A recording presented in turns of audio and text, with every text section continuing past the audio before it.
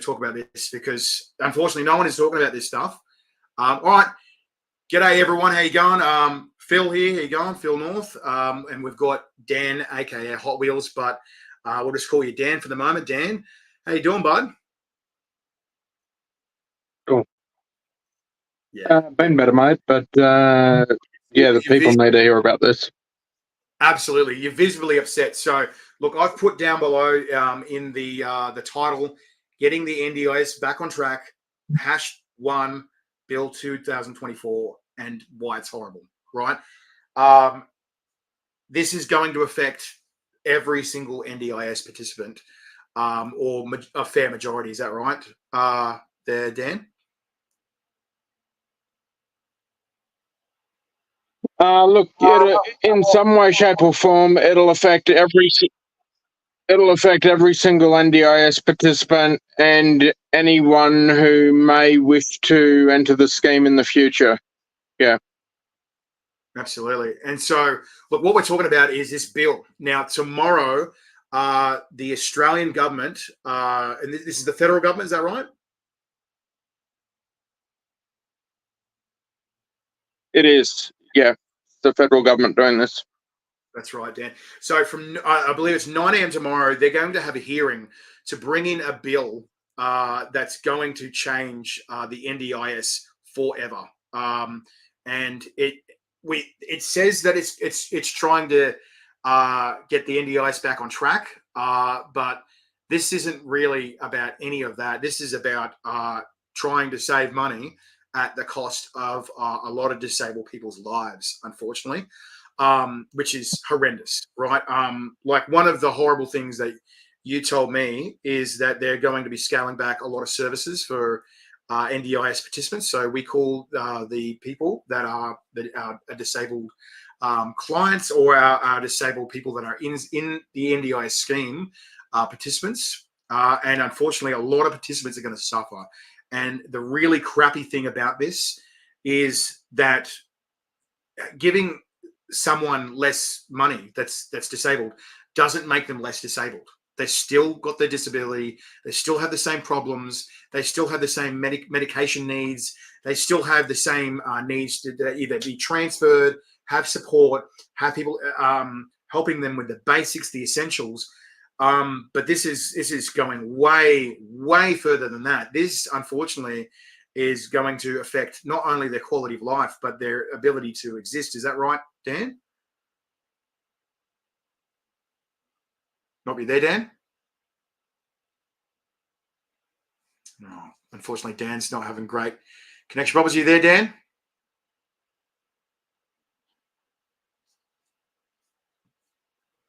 All right, well, we'll wait for Dan to come back in.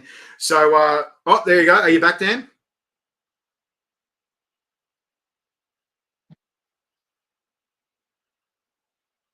All right, well, Dan's having some connection issues there, guys. So, look, there has been some horrible and horrific things going on the NDIS. There's Dan. How you going, mate? Can you hear me? Yeah, g'day, mate. My internet's a bit... I can hear you. Hopefully you can at least hear me, even if the video is a bit less than ideal. I can hear you, mate. So, like, we've got a question from Johnny Wayne about the specifics about this, what's happening with the bill. And we will be able to watch this if you go to what is it, Australian Parliament House streaming portal on YouTube. They'll be streaming it from 9 a.m. tomorrow and on Thursday, Australian Eastern Standard Time. Can you just tell the people that don't know, because this has been really sneaky and underhanded. They tried to do this 3 years ago, I believe, and they've tried to sneak this past the Australian public. And yeah, that's right. It's on tomorrow already. Exactly, Johnny. So we need to get some public opinion and push back from this, because the only thing that stopped it last time was public outcry and pushback. Is that right, Dan? Absolutely. So very briefly, because this is quite a complex matter with a lot of working parts, but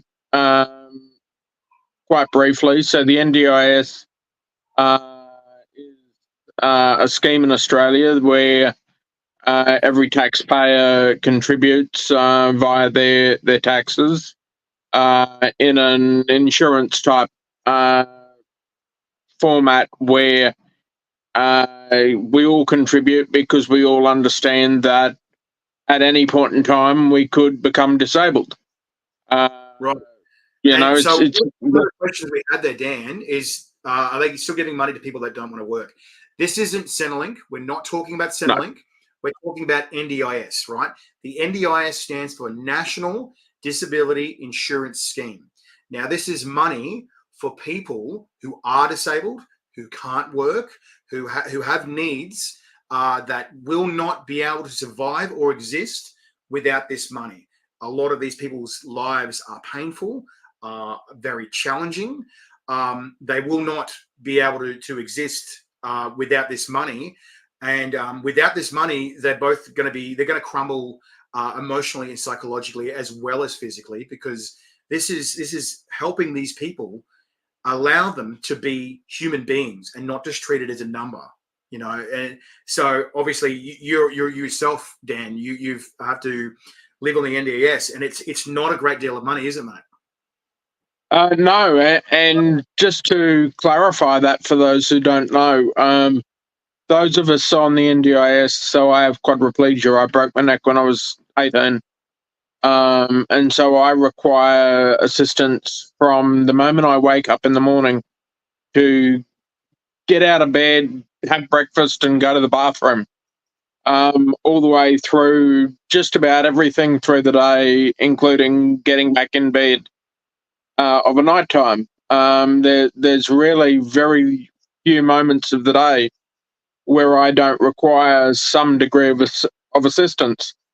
That NDIS money that is issued via an NDIS plan, that's not my spending money. I don't get to do with that as I please. I can't pay my bills, buy food, put it in the pokies or whatever else. That is there to fund services and supports and equipment that is necessary to keep people such as myself alive, and hopefully to allow us to have some kind of quality of life along the way. Absolutely. So look, one of the questions And I've had is somebody said, how many of you are splitting NDIS 50-50 with your support workers? They should get rid of all private support workers. So look, I think one of the questions about that is there's been a lot of misinformation, and I believe a lot of lack of understanding in this, unfortunately. Yes. Obviously, one of the big problems is that there has been fraud. People have frauded the NDIS and the government, which unfortunately is making everyone else involved in the NDIS look bad, right? And it's also definitely ballooned their budget as well. Now, the problem with that is there are plenty of excellent support workers who know what they're doing, who actually give a shit about the people that they're caring for, that really do want to help people. But unfortunately, there are a small minority of people that are frauding this system and have not only damaged the system, as you're probably aware, Dan, but Absolutely. they've damaged. That's right, but they've damaged the ability for that particular client or disabled participant to receive funds, because that person, the individual, has and abused or misappropriated their funds, which then the client suffers or the participant suffers, like yourself, Dan, which now has got a bad name to it, and they're trying to fix it, apparently, but clearly there's a lot more to this bill than they're trying to make it out to be. Is that right? Like they're sort of, what's the word? They're using flowery words and language to make it seem pretty and benign, but it's not. Is that right? Yeah. So if you examine conspiracy theories aside, because frankly I don't have the time or energy for any of that stuff.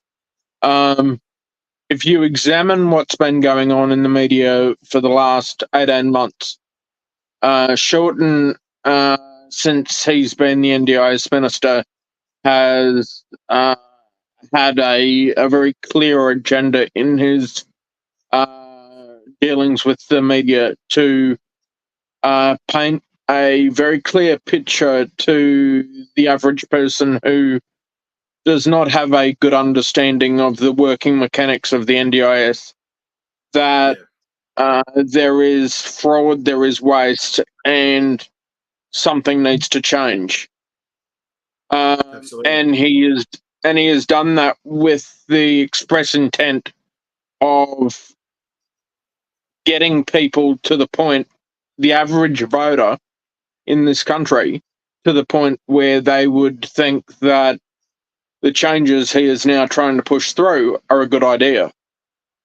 Right. Now, one of the questions we have, or somebody made a statement saying everybody self-managed or plan-managed can commit fraud with no safeguards. Now, how much truth do you think is behind that, or how much of that you believe is true there, Dan? I think that, yes, that there are certainly people who have sought to defraud the system. In terms of actual disabled people that we know to have defrauded the system, I think that the data, one, does not support the idea that a lot of disabled people are actively defrauding the system. What the data absolutely does say is that there is a lot of provider fraud, and that Quality and Safeguards and the NDIS Fraud Squad and the Federal Police and all of the government departments that are there to deal with that aren't working effectively.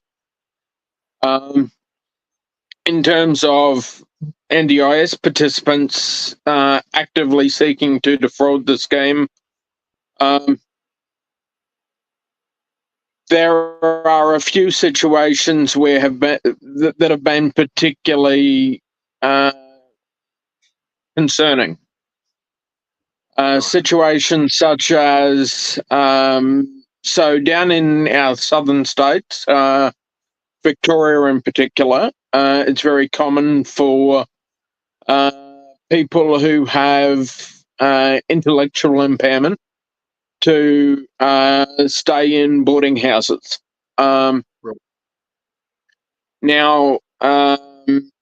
because the NDIS, according to the legislation, the law that exists currently, the NDIS is required to do an assessment when they're issuing funding to determine if a person is suitable to manage their own funding.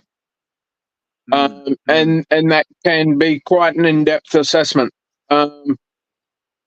Now, evidence that exists currently would suggest that they have been ticking boxes in terms of doing those assessments.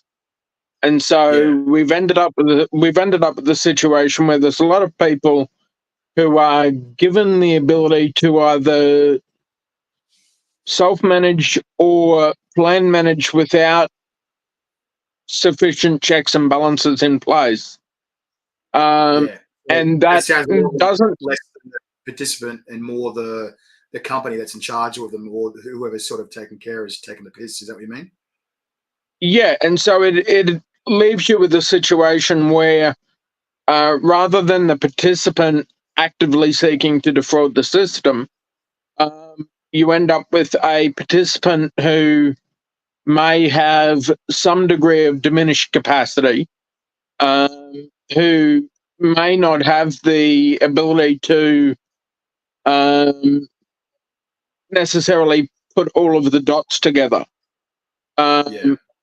Which is taking advantage of that. Working with various different companies that sell them a bunch of promises, and then all they do is take advantage of them and take a lot of money out of their plan. And the participants like, well, how did this happen? Yeah, exactly. That's where a lot of the fraud's happening. Yeah. Now, look, the main reason why we're here, we'll try and get back on track, guys, and keep this short and sweet as much as we can for you guys, so you really sort of get the gist of what we're talking about. The issue that we are talking about is the government is trying to bring a massive, massive change by bringing in this new bill. So the bill is getting the NDIS back on track, #1, Bill 2024. The reason why this is a concern is that it's the promise of trying to clean up fraud and the promise of trying to make people more accountable for these kind of things. But unfortunately, the consequences of this new bill is it has far-reaching problems and consequences, mainly for the participants. Unfortunately, so the people that are getting screwed are the vulnerable, are the people without a voice, are the people that can't talk for themselves, obviously don't know the legal system as well as the political system as much as the average person, but at the same time are getting silenced for this. Now, again, this bill they tried to bring this bill in 3 years ago. Public sentiment destroyed it and removed the bill. But this year they have tried to sneak it under the rug. They've tried to slip it in, get it in as sneaky as they can with the least amount of public speculation, and just not allow everyone else to have their say on what they want to do. Is it public knowledge about removing the reasonable and necessary criteria, or is that still a secret? Yes. Can we quickly touch on that, on the change of the slogan? So what was the slogan of NDIS before, mate? Yeah, absolutely. So the two, I guess, most pivotal founding tenets of the NDIS for the last decade have been reasonable and necessary and choice and control.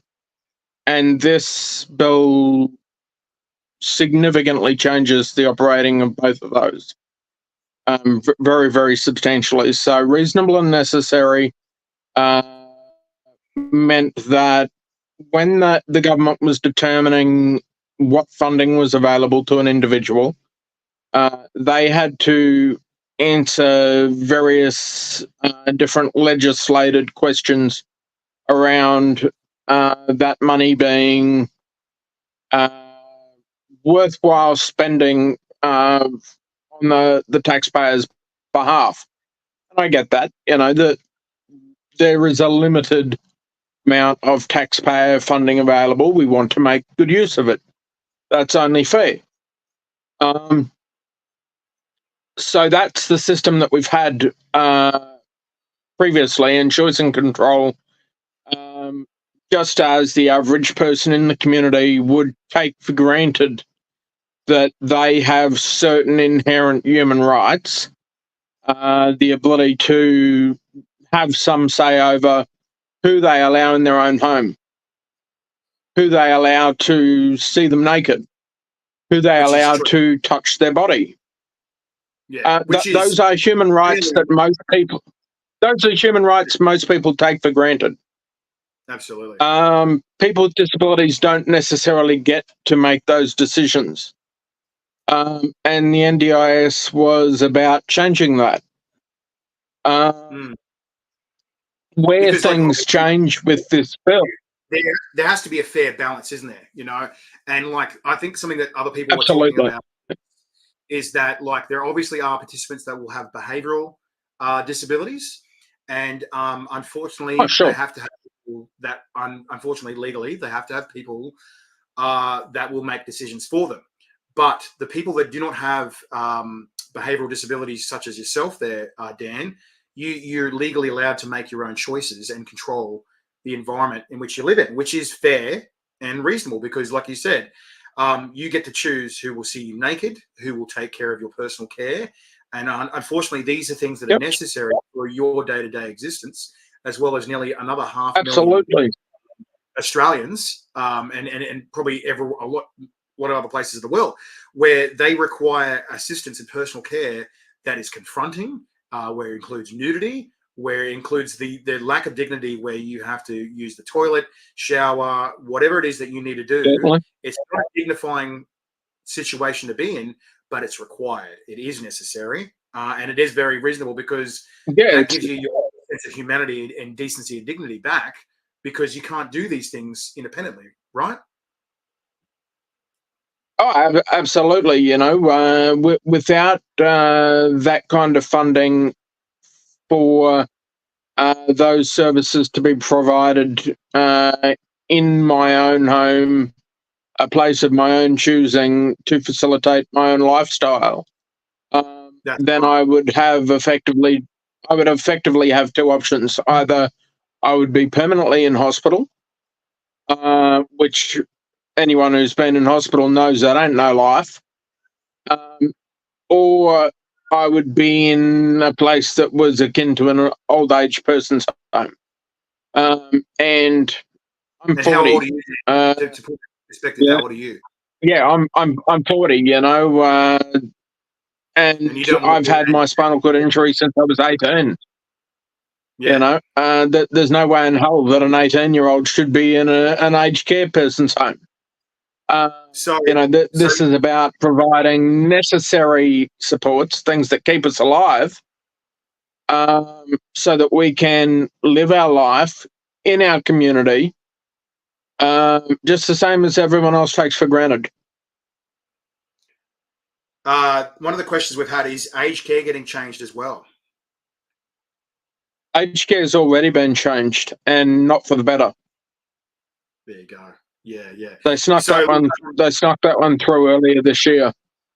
there you go. So one of the questions was, so what's happening with the supports?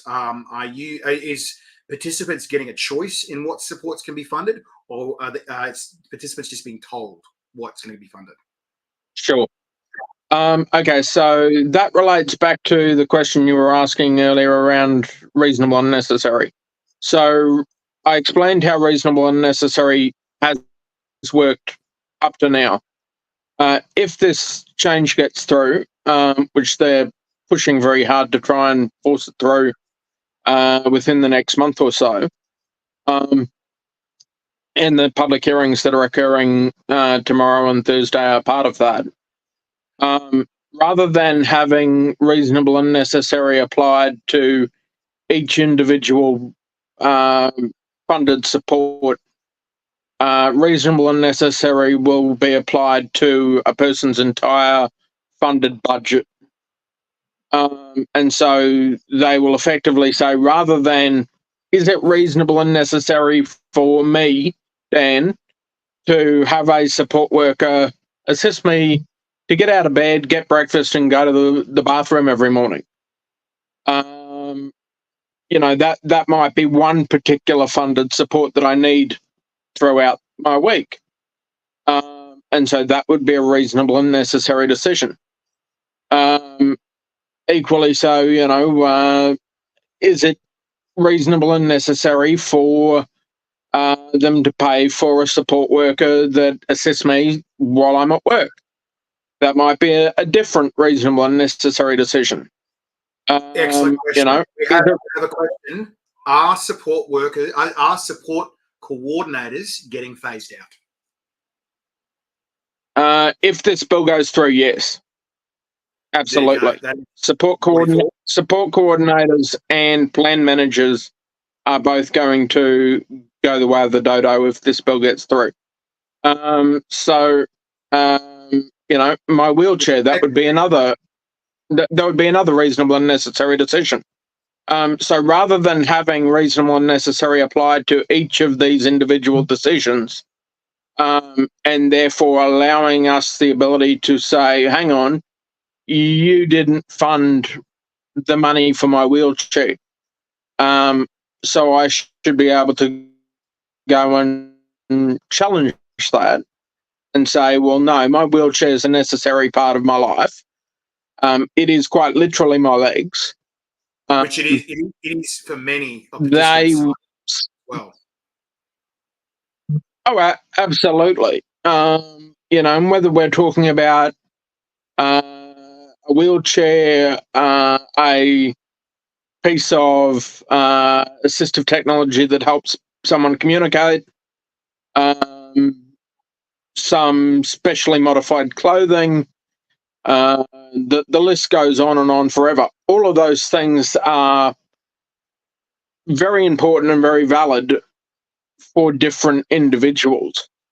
And at the moment, if those things are not funded, we can go and question that and take that to an arbitration process and provide evidence why that decision was wrong and get that money, ensure that money is funded. Yeah. When they change this to being a reasonable and necessary budget as a whole, we won't be able to argue that, oh, hang on, you didn't fund my wheelchair. We will have to argue that the $2, $3, $4, $500,000 over a course of a year. And I know those sums of money sound like a lot of money, but when you're talking about 12, 18, 24-hour a day support, that gets eaten up really quickly. We would then have to argue that that entire budget figure was inadequate, which is a much more difficult thing to do than to just have to argue that, well, you didn't pay for my wheelchair. Absolutely. Can I touch on something there? What you were saying there is a lot of people are probably going to dispute the amount of money that support workers and staff that do assist disabled people get paid. But here's some stats, right? 20% of the population can actually do this because most people are too squeamish to see another person naked, to wipe someone else's ass, to assist them with urination, to help them with showering, to feed them, clothe them. No offense to the general population, but only 20% of the population can do this. And then, unfortunately, a lot of support workers, especially with aged care and disability, burn out. They burn out. They get burned out emotionally and psychologically because, unfortunately, a lot of what the participants are going through, unfortunately, is stressful. It will wear on your conscience and your emotional and psychological well-being, because unfortunately, as you've told me many times, Dan, that unfortunately living a disabled or old aged person's life is not easy, is not pleasant, is challenging, and people don't take you seriously. And they unfortunately don't understand your needs and not just your wants, but your needs, the very basic of what you need in your day-to-day life to get by, because they're not in that situation. I'm not saying that people aren't empathetic, but I agree that it is hard to be empathetic when you're not in that person's shoes. And a lot of people don't get that because they're not part of the population of disabled people, unfortunately, So look, one of the questions we've had is, so what happens to support coordinators and plan managers once that's rolled out, once it's removed? What's happening instead? Can you share some light on that, please? Sure. So, sure, absolutely. The plan is at present that plan managers and support coordinators will be removed. That will then leave, as far as plan managers, it will mean that currently an NDIS plan can have 3 levels of management. It'll either be managed by the agency, the funding body, which means that people have very little choice over who they're able to use, how they're able to spend their money, and so forth. Them will be choosing how much money they get and what they can do with it. Is that correct? That's right. And so you've got agency managed, you've got plan managed, which is the next step up, which basically means that a person who has their funding plan managed is able to make more decisions over how that money is allocated and spent. And then those invoices, those bills, go to a third party, what's called a plan manager, and the plan manager pays the bills and is responsible for some general checks and balances to ensure that the money appears to be being spent in accordance with the plan. And that includes trying to identify fraud, either because a participant is using funding in a way not in alignment with their plan, or because a support company is writing invoices for supports that never occurred, for example, which is more common than you'd like to believe. And then finally, the self-management, where the individual who has the disability is wholly and solely responsible for every part of the puzzle. Absolutely. If they get rid of plan managers, then if they get rid of plan managers, then you're sorry. Keep going. I just want to address something when you finish talking. Okay, sure. About something when you if they get rid of plan managers, then we will only have those two tiers: either self-managed, where you're doing it all yourself, or we'll have agency managed, where you have very little choice over who you can use, how you can use the money, and so forth. As far as support coordinators go, their plan is to replace them with what's called a navigator. Now, a navigator is, for those in Australia who understand anything about the current system, we currently have what are called local area coordinators, or LACs. Effectively, navigators will replace LACs. That they're a government-funded person who, one of the good things about support coordinators at the moment is that, like, I've had the same support coordinator for 3.5 years. They know me really, really well. They understand what's going on in my life, good, bad, and ugly. And so I don't have to continue to rehash the same old ground. Navigators, they want to do on a transactional basis. So you go to some web portal, you tick a box and say, yep, I need to see a navigator. And 2 weeks later, you'll get a phone call, a text message, or something to say, yep, okay, you've been allocated Joe as your navigator, and your appointment's on this day at this time. You see Joe sorts out whatever it is you need. You go on your way. Joe builds your NDIS plan for that service. But then 2 weeks later, you need to see a navigator again for a different issue. So you go back to that web portal, you tick a box, you say, I need to see a navigator. This time you get Tom. And you got to explain the whole bloody thing all over again. It sounds like because Tom don't know what you discussed with Joe. Yeah, it sounds a lot like Centrelink. How Centrelink. What was that? Sorry, mate. You're just dropping out a bit. Oh, sorry. I'll just repeat myself. Yeah, absolutely.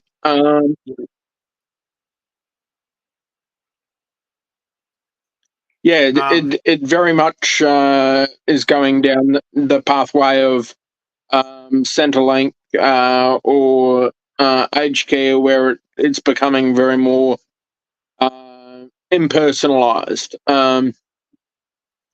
And one of the things that was different about the NDIS was the fact that funding was individualized. There was recognition that in order to get good outcomes from funding and to get the best value for money, you have to recognize individual circumstances, individual lives, individual goals. If you don't understand the full picture about an individual, where they're at, what they need, and where they're moving to, you cannot possibly get a good outcome. And treating us all like cattle, and that's what this does, is not a good way to get a good return on investment. It No, might exactly. be potentially cheap.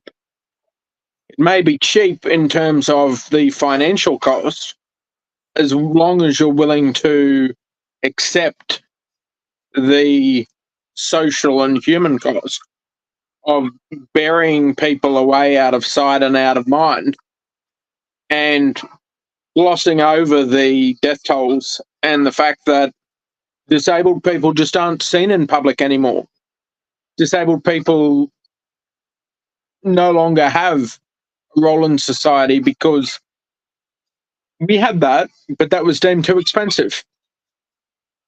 And that's not the future that I want to be moving toward. And I don't think it's the future that most people want to be moving toward. But No, that's exactly. definitely the direction that still goes in. Yeah, so that's right. So I just want to touch on one more thing. So one person has said navigators are a rumor. Nothing is in stone. Do you want to address that?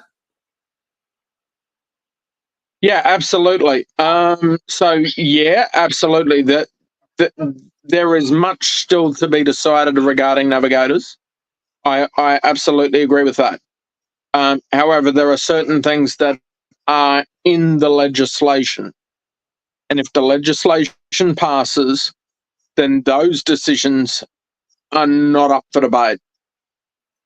Just like so, at the moment, our decisions around how our money is determined, how our funding is determined. Um, you know, if I have a what they call a reassessment, which currently happens on average about once a year, Yeah. I would go to my OT, my physio, um, all of my professional team of people who help me get through the year, and they would do reports and various tests like what's called a functional capacity test, functional capacity assessment, um, and then that evidence would be presented to the agency to help them form their opinions around what indeed is reasonable and necessary. If this bill gets through, then the individual's supports, the individual's allied health team won't have a role in that. It'll be done by someone employed by the government who you don't know from a bar of soap, who will likely come into your home and tick a bunch of boxes when they do not understand your life, that they do not understand that, some days are good, some days are bad, some days are just downright ugly. And after 2 or 3 or 4 hours, they will go away and they will write a report that then determines everything about your plan funding. Yeah, geez. That will then go into a computer. And based on the scores in that report, the computer will punch out this is what the person's plan looks like in terms of the money. Yeah, in terms of the money, it's Absolutely. a way to automate it all. And see the way the legislation is written, which is our laws. It says that where a government person has made a decision, then that decision should reasonably be open to uh, a another person looking at that if I or someone else believes that that decision's been made incorrectly. However, if that report, playing devil's advocate for a moment, if that report goes into a computer system and the computer system punches out a budget based on a score that's in that report, then that budget that you're then handed, that wasn't generated by a person. A person didn't make that decision. And so that won't be open to that won't then be open to a legal challenge because it was not a decision made by a government employee. That's right. But like that's right. Even worse. That's worse than a government employee, because at least a government employee can be talked to, reasoned with. You can explain your situation. You can't explain that to a computer. You know, this is actually quite frightening, because this reminds me a lot of like 1984, where a government is making decisions on your behalf. They're sticking you in a box. They're choosing what you can and can't do. They're also, I have a problem with the wording. Like you're saying there before, they're saying that the change is, was it reasonable, and what was the other word? So reasonable and necessary. Yeah, at the moment, reasonable and necessary is applied to each individual support. It will be applied to the entire budget as a lump sum. But here's the problem. What you're saying there, Dan, who decides what reasonable and necessary is? The NDIS and the government. What is their like? It's an interesting word. Its wording is interesting. It sounds nice, right? But realistically, like what you're saying there is reasonable and necessary is realistically the bare necessity, the bare minimum. Is that what you're trying to say there? It's not really tailoring it to people. It's trying to be a one-size-fits-all, cheapest way possible. Is that correct? Yeah, historically there was some consideration given to do these supports assist a person to be involved in their community? Do these supports assist a person to go out and work? But moving forward, if this legislation passes, then yeah, this will be very much about what is quote unquote reasonable and necessary to keep someone alive. Whether that is alive in a, as Mr. Minister Shorten has already said himself, a disability village, which could be 100 buildings with potentially 500 plus disabled people behind a giant big fenced gate, and you only get to leave once or twice a week when you can get 10 people leaving at the same time, then, you know, that might be deemed what is reasonable and necessary. Because part of what goes along with this this legislative package is that previously we've had, if you've wanted to decide whether or not something was likely reasonable to spend your funding on, there's been some questions you had to ask and some evidence you had to provide. If this legislation passes, there will quite literally be a black and white list. A list that is wholly and solely controlled by the minister of the day based on their own beliefs about what is and is not appropriate for an entire cohort, all of Australia's disabled folks, to spend their money on. You know, and so if the minister puts something in the blacklist, then don't matter how much that would help your life, don't matter how much quality of life that would grant you, doesn't matter if that would mean the difference between you being able to work and not work. If it's in the blacklist, you will not be able to use your funding on that support. And that's a fundamental shift in terms of how the NDIS works. I guess one of the other I know we've been going for quite a while, and I don't want to drag this out longer than it needs to be, but I think there's two other really important things that your viewers need to understand. Absolutely. So there's a measure in the bill that allows the minister to make rules about different classes of people. One of those examples that the minister has already used is... Hang on. Can you tell everyone what you mean by different classes of people? Can you elaborate on that a little bit, please?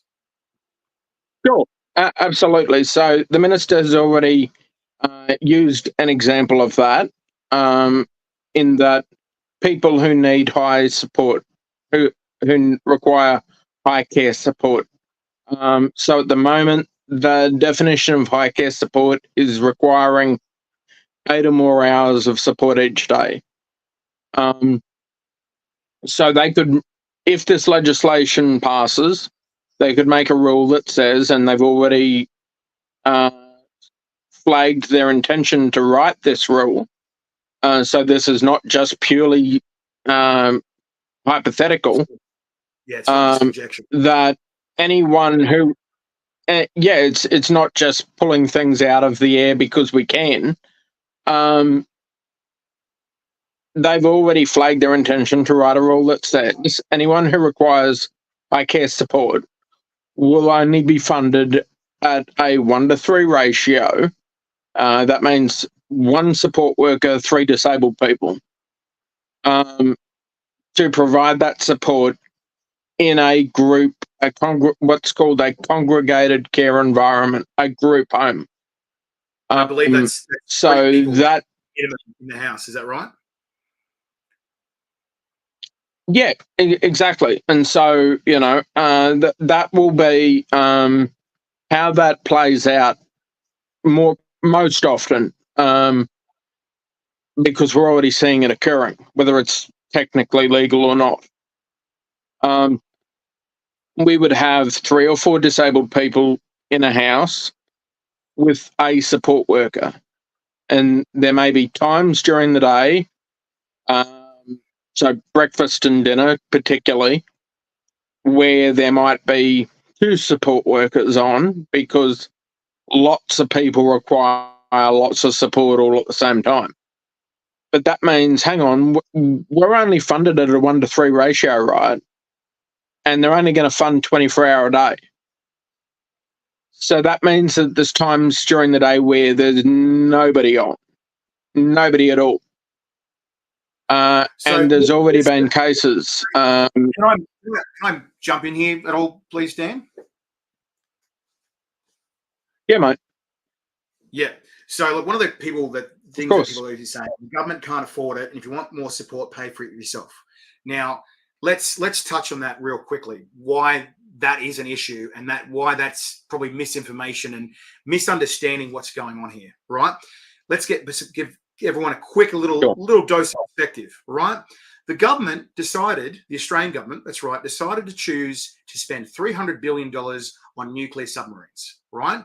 First of all, the ones we're buying from America, $300 billion, right? When we purchase them, if we got them today, they'd be outdated. But we're not getting them today. We're getting them in 20 years, right? So, A, why do we need $300 billion worth of submarines? Second, why are we getting outdated crap from another country that if we went to war tomorrow would be outdone in every possible arena because it's low grade tech, it's out of date. Where we're in it now in a time where we have things like ICBMs, intercontinental ballistic missiles, a missile that can be shot from anywhere in the world to anywhere in the world. What is a slow-moving nuclear submarine going to do? And in 20 years' time, come on, give us a break. Why this is important, right, is have you worked with disabled people? Have you been disabled? The crappy thing is that just like yourself, Dan, you unfortunately had an accident, right? You weren't born disabled, And a lot of participants are not born disabled, right? Sometimes we are only one accident, one time where we cross the street where someone's not looking the right way, they hit you with a car, something bad happens. You look at, was it Alex McKinnon? He was one of the, I believe he played for the Newcastle Knights, professional rugby league player, and one tackle made him quadriplegic, completely changed his life. Not everyone's born disabled. Many people and participants become disabled one bad day, one accident, one thing that went wrong that was out of their control. The reason why this is important, guys, is because no matter who you are, no one is safe from accidents or something going wrong in their life. The reason why this is also important, this could be you. You're only one accident, one time crossing the street, one bad tackle, one bad decision, one trip, one fall, one thing going wrong. For this being you and this being your life, this could be you. This could affect you. So before you guys have a go at participants, think that they're rorting the system, have a think and think, would you want to be treated this way? The other thing that I need to give you guys perspective, which I've had shared to me from a couple of participants, including yourself, Dan, is what was it? I think I was told it was 300 participants have died. Is that just this year? Is that right? Yeah, and that's a statistic that is now out of date. It's even higher now. But participants are currently dying at a rather alarming rate. A lot of them are dying through circumstances that are readily preventable, and these are not situations where a certain amount of natural death would be expected anyway.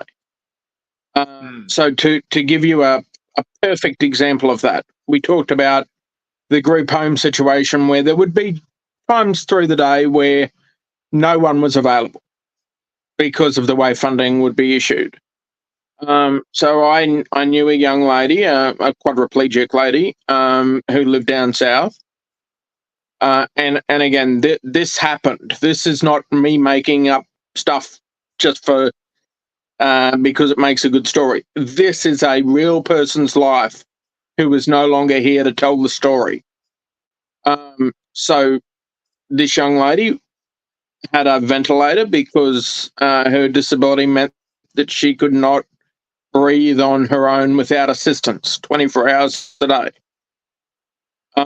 She was in a group home, and the NDIS cut her funding and then cut it again. Cut it 1 year, then cut it again the next year. And that meant that for an hour a day, there was 0 people to look after her. And if that ventilator went off, if that ventilator alarmed, which meant that she was not breathing, she was not able to breathe because there was a blockage in the pipe, and that's an emergency situation. You've got minutes to clear that, otherwise someone's going to die. Right. And can you just share with us? Then that happened during that hour where she had no support, and she died. She's now in the ground because the government decided that it wasn't good financial use of taxpayer money to keep her alive, to provide the basic bare minimum to keep her alive. And we're going to see a lot more of that. Yeah. And like what bothers me is that something what's it called?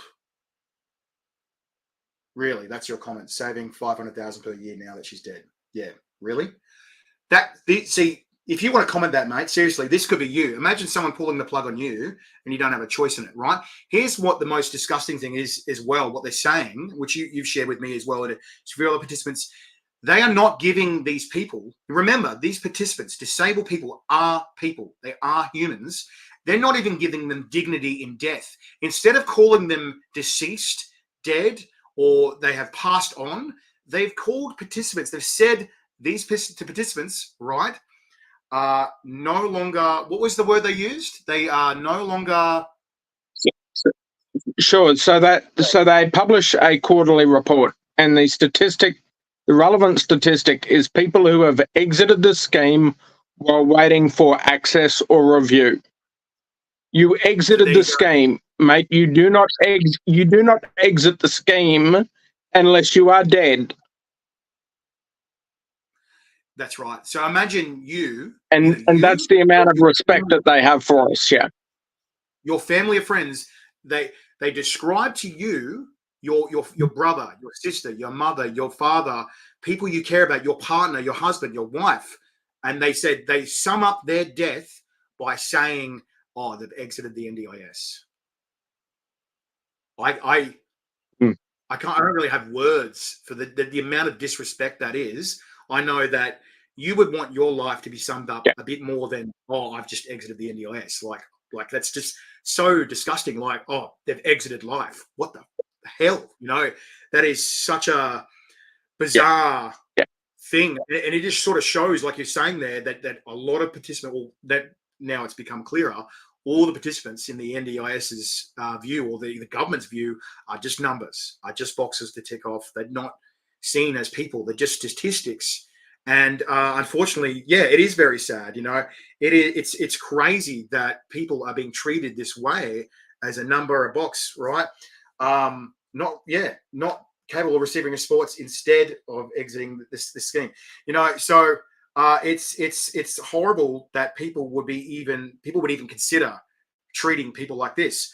But the government is. This is factual. This is a statistic. Like, this isn't hearsay. This is reality, and that this is already how they're treating the participants, and it's about to get worse. And like you said, there's been a lot of talk about what's it called, like for Centrelink having a card or some sort of document or thing that they make and monitor what the people on it will be able to choose where they spend their money. Right now, I believe that they're bringing in something where, unfortunately, participants will have to have everything factually collated, collected, and they can't. Participants won't be able to choose what they spend their money on.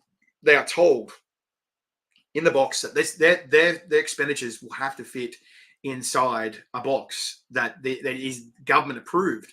Now, I don't know about you. That's correct. Yeah. So where this gets particularly problematic, and it goes to, I guess, one of the last big points that I wanted to make for your viewers, so that they can understand, or hopefully have a little more understanding around these matters. So at the moment, you receive a support. The place that provided that support writes up an invoice that goes either to the NDIS directly or via a plan manager, and that bill gets paid. If this change goes through, what will happen is that, firstly, the participant and the plan manager, well, plan managers won't exist for starters, and the participant will be cut entirely out of that bill paying process. So the bill will go directly to the NDIS, and then a computer will make a decision based on the information provided on the invoice, whether or not it thinks that it should pay that invoice. And if it thinks that that funding, that expenditure of funding is not in line with a person's plan, then it will deny paying that invoice. And because the service has already been delivered, that will mean that support providers then have no choice but to then send the debt collectors to disabled people and say, well, we provided a service to you and we haven't been paid, so we're going to send debt collectors to you. And how do you defend against that when you're in a wheelchair? So You can't instead speak. of actually, so instead of cleaning up, the market and recognizing that, okay, there's a certain amount of dodginess that goes on, particularly in the provider space. But look, let's be honest, this is not something that is unique to disability. We've just had our tax year, right? And the ATO, our tax office, the same as like the IRS in America, just recently published their statistic around compliance. The amount of taxes that they would expect to receive versus the amount of tax that they are actually receiving this year. And the difference is 8%. So Right. So that's there's like 8% of dodginess. There's 8% of dodginess in the general population. Yeah. That some of that, where there is really obvious, really massive dodginess, they will then send an auditor and audit somebody's tax and potentially fine them and get that money back. But the majority of those little bits of dodginess, they'll say, look, it's going to cost us more money to defend this than it will to try and chase it. So let's just write it off and move on. Yeah. And the same degree of common sense needs to be applied in disability. They need to say, all right, yes, there's a certain amount of dodginess. Where it is large scale, deliberate, and done with clear criminal intent, we need to go after that. And we should. Absolutely. I don't know anyone who doesn't think that we should wipe out crime and fraud where it is reasonable to chase it up. Absolutely. But there's also this issue where the NDIS at the moment is, and that I have no reason to expect that it's going to get any better if this legislation goes through. The NDIS has a bad habit of, so you get issued a plan, and it gives you, for example, it might give you, 10 hours of support work a week, for example, just pulling a number out of the air. And it might say in the notes that we think, that should be used as, 2 hours of house cleaning and, an hour of gardening and some, 3 hours of meal prep and a couple of hours in the community. I think that roughly adds up to 10. Now, if you decide that, hang on, actually this month I've got something going on, I've got a friend coming from out of town, and so what would be really useful to me, what would actually facilitate a good life for me, would be to save up a few of those hours and use them to assist me to spend some time with my mate who's come from out of town. Now, that ticks all of the boxes in terms of, is this usage reasonable and necessary? But because it's not the way that the NDIS originally envisaged that you would spend your money, they're currently taking the approach that they think that that's invalid use of funding.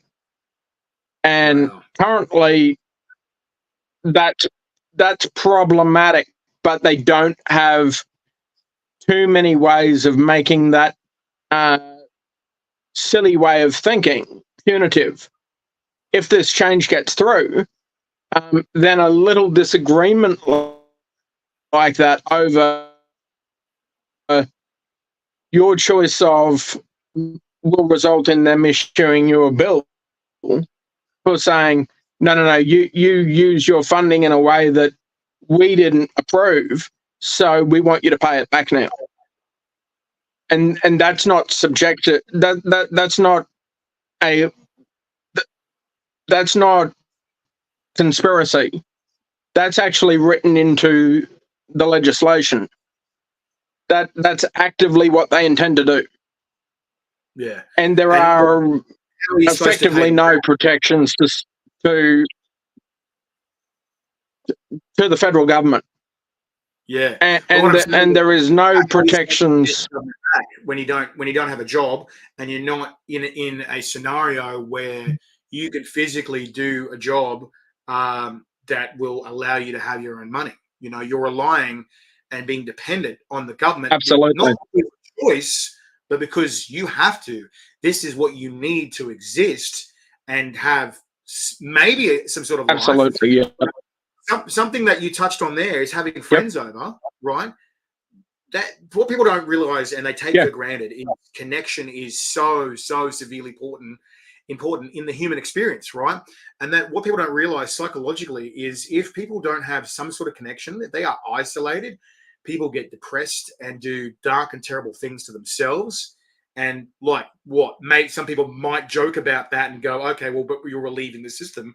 But no, you're a human being and you have rights, human rights, like the Geneva Convention and things like that.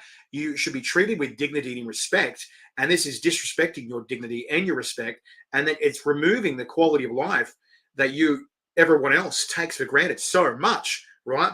And like what you touched on there, people are going, oh, well, what are your ideas on reducing the cost of the NDIS? You have to reduce supports. I don't believe that's the issue. The issue is, like you said there, you touched on there, Dan, that 8% of fraud is everywhere, right? Regardless of industry, age, sex, location, whatever, all over Australia, there has been fraud committed in every single industry, right? Where is their reductions on their industry? Where Yep. is their budget? There's not. But they're picking on the people that are in the NDIS, the participants particularly, right? Because they don't have a voice. They can't fight back. You know, there's an overwhelming majority that literally are not verbal participants that physically can't speak. They have to point to an object or they have to look up and down or Yes. left and right for yes and no. Like it's a very long, tedious communication system. And if you aren't well acquainted with that person, which you're saying, the supports from now on, if this bill gets passed, are going to be very informal. They're going to be just ticking boxes, and these people are clearly not going to know the client or participant and not even know how to communicate with them thoroughly, let alone have an answer, complex, Yep. complicated questions and answers. The issue is the fraud, clearly. The issue at its root is the fraud. We have to root out these fraudsters, but also there needs to be seeing the bigger picture, like you're saying, Dan. It's not one industry that's being frauded. It's not one area. It's not one environment. It's not one type of job or career. There's so much fraud in Australia that needs to be cracked down on. But at the same time, we've got to watch these politicians who are lining their pockets and removing themselves once they've walked away with fat stacks in their pockets, seriously. And one of those people that clearly, they all try to avoid consequences. One thing that needs to be brought to light, which a few other people have mentioned to me, is that this bill has been brought in that's so bad that Bill Shorten himself is becoming next year, I believe, an ambassador to Australia in France. He's moving to France. How bad do you know something has to be a stuff up and a dumpster fire to remove yourself from the country where you brought in this legislation or bill and you know there's going to be backlash? You know it's going to backfire, that you decide, that's it, stuff it, I'm moving to another country permanently. If that's not damning, I don't know bloody what is, you know? Yeah, I mean, I certainly can't confirm or deny that, but there's certainly been rumours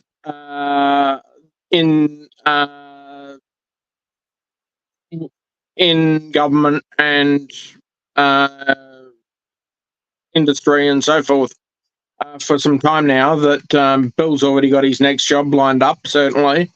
And yes, it may involve him and his wife speaking a new language and needing a lot of baguettes. But yeah, look, in terms of the NDIS, absolutely, the NDIS costs a lot of money. Nobody's going to argue that. two things. Yes, we do have other ideas to make sure that the money allocated to the NDIS actually gets the job done better. This is not we either accept this change, or this is not a matter of we either accept this change or no change.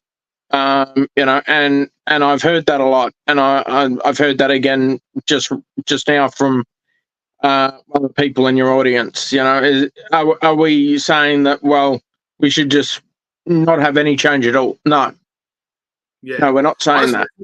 We're saying that the NDIS. We're saying sure. Sorry, you finish what you're going to say there, Dan, and then I'll touch on this thing. Sure.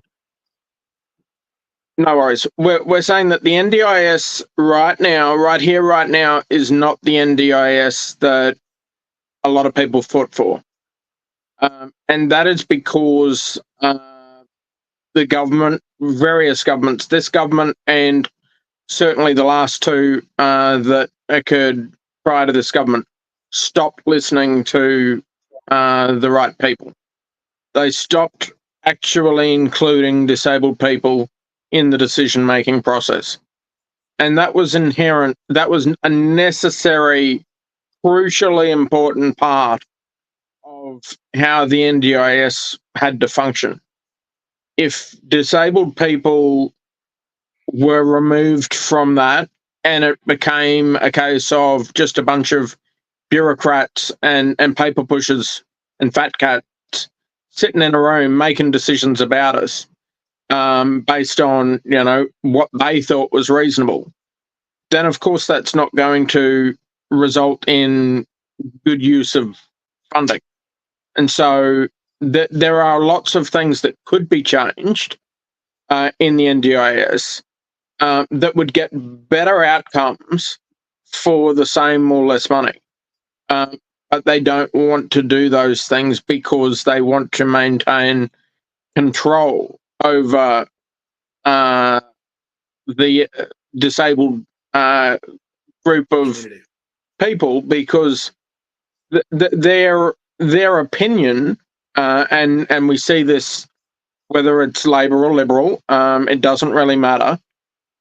We see this is that their opinion, voiced or otherwise, is that if you don't work, then you don't get a say. And for starters, there's a lot of people with disabilities who do work, so that who are also NDIS participants. So that's not a fair characterization. How I work, I hold down a job myself. Sure. There are plenty of NDIS absolutely that want to work, They're screaming to give them a shot. Yes. They want a shot. They want to work, but their needs and their what is required of them is swept to the side, and they're pushed to the side going, sorry, bud, too hard box, right? The other thing I wanted to touch on is that's a really difficult thing, Phil, and I won't drag this out, but that's a really difficult thing, is that the unemployment figures for disabled people in this country have been stagnant since the 1970s. They have not changed in any meaningful way since the 1970s. And that is not because disabled people don't want to work. That is because when you do anonymous surveys of the 10,000 largest businesses in this country, 98% of them have no plan at all of how they're going to hire even a single disabled person in the next 12 months. That's why disabled people aren't working, because the business sector don't want to get out of their own damn way and consider us part of the population. Absolutely, absolutely, and it speaks volumes. Like when you're walking around in Sydney, and there's stairs everywhere, and there's barely a lift or a ramp everywhere. Disabled people want access. Disabled people want to do the things that normal people do. They want to feel normal. They don't want to feel isolated, right? And here's an example right now. We have a commenter saying, "I asked my NDIS for a gym membership for my physical and mental health, and they denied it." And then almost straight away, someone commented and said, why would NDIS pay for your gym membership? Go get a job, right? Now, here's why it's important, right? People that are participants that are disabled aren't using the gym like you are going, I'm going to go do my nails, put some makeup on, and do some weights and pump classes. A lot of participants are going to the gym to work on their independent ability so that they can work towards being as independent as possible, which means less support, which means less money spent by the government, which means less of your taxes is going towards supports, right? So why wouldn't you Yep.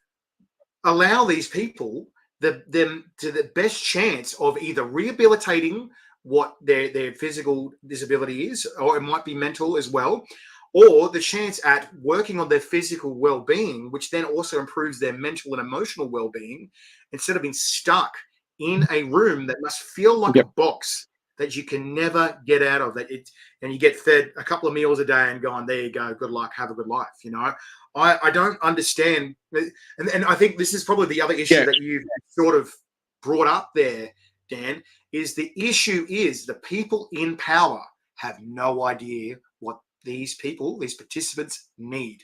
They're not boots on the ground. They're not hands-on. They're making decisions for people that they don't even understand. They don't talk to. How can you possibly understand someone when you're not there? How can you possibly make a decision for someone when you don't understand their plight? How can you possibly control someone else's life when you have no empathy, or you can't walk in their shoes for 1 second and have any sort of clue what they're about, what their needs are, what their wants are, you know, and then call them a bunch of dirty bludgers and useless to society and whatever other things. You're not even giving these people a go or a shot or a chance.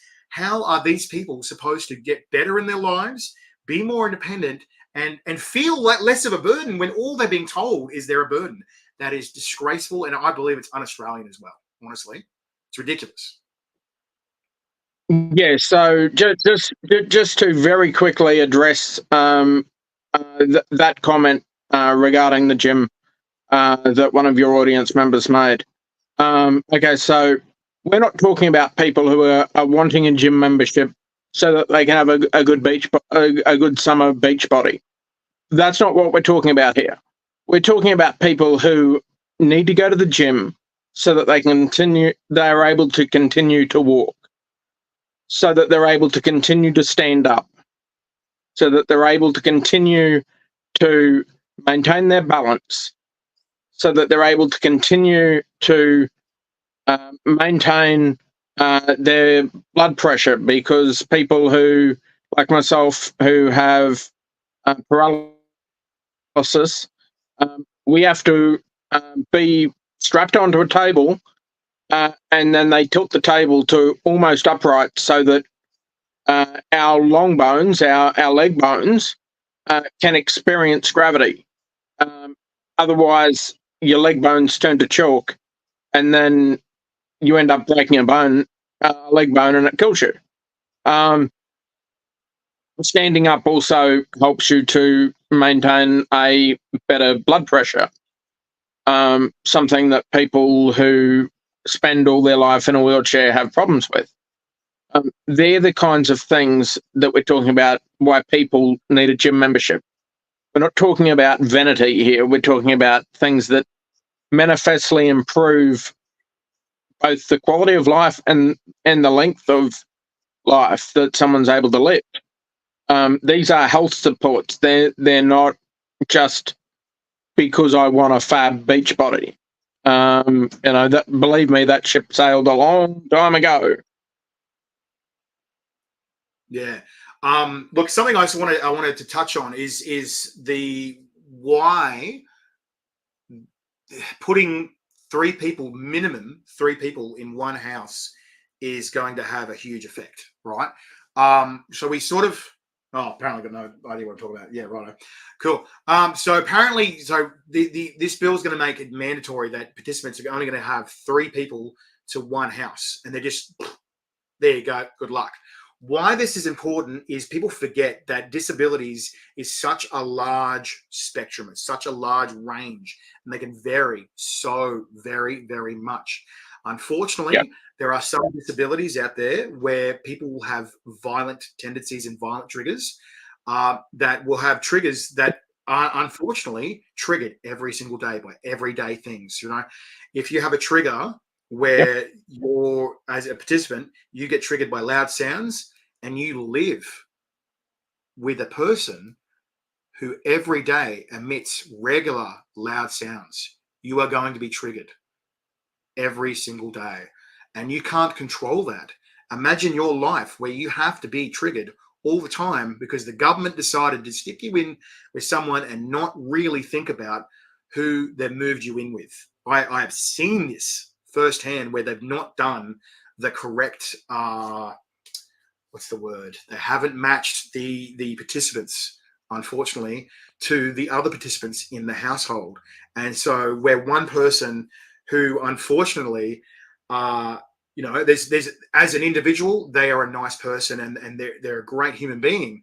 But unfortunately, they have a lot of mental and psychological triggers that makes them a threat to other participants, right? These are the kind of people that do need individual homes or houses to make sure that they are either are safe, that the people around them are safe, and that the support staff are safe. These are things that are not understood by people outside of the industry and people that aren't participants, unfortunately, because they don't see what it takes to keep individuals safe, healthy, and making sure that they're not a threat to others as well as themselves. And unfortunately, because they're trying to fit people into a box, this is happening. This isn't not, oh, maybe if, but it's already happened. It's already happening. People are already dealing, unfortunately, with this kind of scenario. They're living with people that are violent and have triggers, and there's nothing they can do about it. Their existence, they're constantly worried about the threat of violence to themselves and damage to their property and their location. They have to live like this, and the government has forced this upon them, and they've got no choice. Now they're making it even worse by making that mandatory. So now people of this kind of, unfortunately, we'll say behavioral disabilities, are just going to be lumped in with the rest of everyone, and everyone has to suffer the consequences. And so the government's not going to shine a light on it because it costs money, right? But this is seriously affecting people's quality of life and their health and safety. You know, like, what do you? I can't get my head around it. Like, everyone has the right to feel safe and healthy in their own home. Imagine checking over your shoulder every moment of the day and not knowing that someone's going to come in and bash the door down and assault you. I couldn't imagine living like that. And that you're, even if you want to get a review on your plan or whatever like that, or your circumstances, you have to wait at least 12 months. So you have to suffer through 12 months of abuse for the possibility of them reviewing your living circumstances. And this is all coming to fold. They're hearing tomorrow, 9 a.m. on the Australian government streaming portal on YouTube. We'll be streaming this from 9 a.m. tomorrow and on Thursday, Australian Eastern Standard Time. So it's 9 a.m. So go to YouTube, type in subscribe on the Australian Parliament House streaming portal, right? Google it now. It's got like a black logo and it's got the Australian government logo in it as well. But was it people gets people with mental health issues out of the house and doing exercise? That's right. And people say bring gym equipment to your home. You know, obviously people don't understand as well that a lot of participants would love to have gym equipment in their home and have access to the things, but sometimes they need custom equipment that suits their needs. There's unfortunately a lot of people where, for example, their feet will not fit in standard shoes, and therefore they can't wear standard shoes. They have to have custom shoes, and then they have to go onto a device or a machine that can hold non-standard customized shoes. There are other people that need gym equipment that you just cannot get. I know there's of one gym where they have a special equipment. It's the only one of its kind in the Southern Hemisphere, right? Yep. Clearly, very clear that people aren't these. Unfortunately, unfortunately, a lot of disabled people are not going to normal gyms. They are using physical therapy because they need it. They need to be independent. They're working towards being as independent as they can because they don't want supports. They don't want to be a burden on the system. They want to be as free and as independent as they can. They want to work towards being able to work and to live and to actually get some version of either their life back or to work towards having their own independent life or as independent as physically possible. Yeah. Just to give you one really quick example, mate, of a case where this 1 to 3 stuff for people with high care needs is already causing problems and is going to cause a lot more problems if this bill passes. We're already aware of multiple cases now where, and again, these are actual cases. If I wasn't bound by privacy law, I could give you people's names. That's how real this is.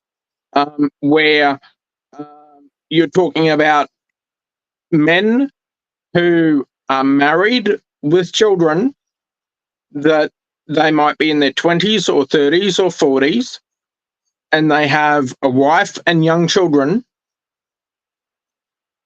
and they're being told by the agency that either your wife and children will learn to provide 2/3 of your support, or you'll have to move into that group home 30k away. And that's okay because, your wife and kids will be able to come and visit you once a month. Now, I'm sorry, but does that actually pass the sniff test in any way, shape, or form? Not really, mate. It sounds like a shitty existence to me. I know that I'm a social creature, but at the end of the day, we are all human, and we are designed, or whatever the way you want to word it, we are created in a way where we require social interaction. And the more you isolate a person, a human being, regardless of their physical ability, that you isolate them, it's going to mess them up mentally. It's going to cause depression, mental health issues, and destroy them emotionally. I've seen it time and time again, and this is in able-bodied people and in disabled-bodied people as well. Unfortunately, the human brain and our emotional psyche can't handle just being stuck in a box in a room or just in a house on their own all the time. Yet, like you're explaining there, Dan, this is the reality for a lot of participants out there. This is their life. This is what they've been assigned to, and to deny them of the human experience is horrific.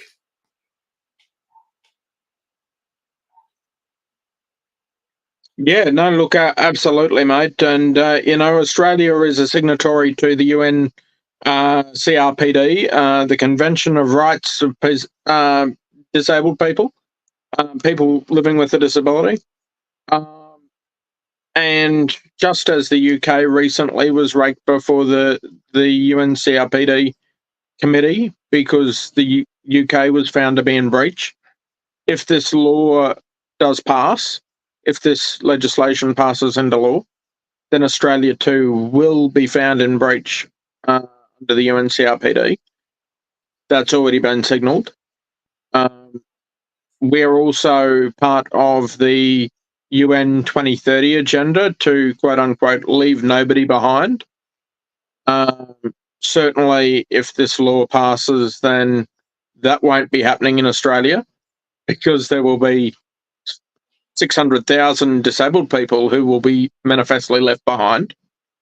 But Australia wants to legitimise that because it makes better sense for them, apparently, to spend $600 billion, billion with a B, dollars on pew-pews, nuclear submarines.